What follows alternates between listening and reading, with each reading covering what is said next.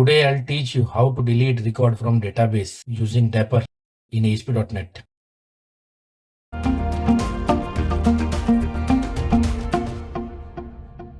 For more information on installing Dapper, please refer to the video on the right hand side. Right now I am displaying the customers table which will be used for deleting the records using Dapper. So the very first thing, I am creating an HTML table. And this particular table will have field for inputting the ID of the record to be deleted and a button.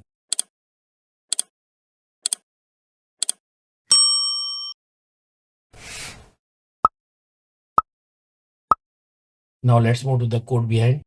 So we'll start by adding some namespaces. The very first namespace is Dapper. Then system.data.sql client. Then system.configuration. Then I'll be writing the onDelete event handler.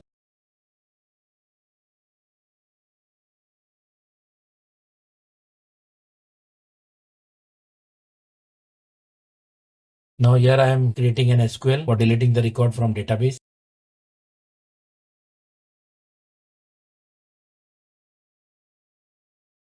And I'm passing the customer ID, which is the primary key, as parameter. The next thing I'm doing is fetching the connection string from the web.config file, which I've already set in the connection string section of the web.config file. For more information on reading connection string from web.config file, please refer to the video on the right hand side. Once the connection string is fetched, the next thing I'm doing is creating a SQL connection object, and I'm passing the connection string which I have fetched to the constructor. After that, inside the using block, I am passing the customer ID received in the text box to an integer value and setting it into a variable.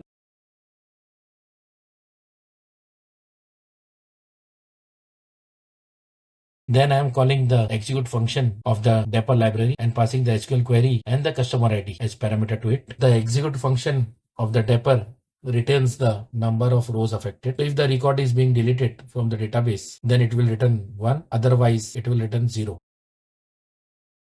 In the very next line, I am checking the value of the rows affected variable. If it is greater than 0, then I am displaying a successful message. And if it is equal to 0, then I am displaying a failure message. For displaying the alert message box, I am making use of register status script function.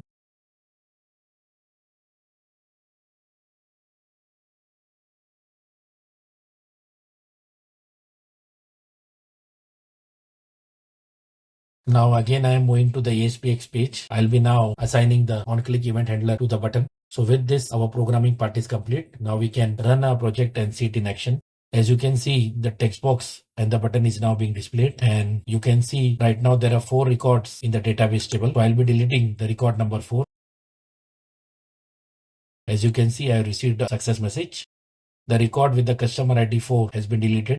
So with this, we come to an end. Today we learned how to delete record from database using Dapper, and also how to verify whether the record has been deleted or not with the help of execute function of the Dapper. So if you like this video, don't forget to like, share and subscribe, and please also click on the bell icon so that you receive notifications.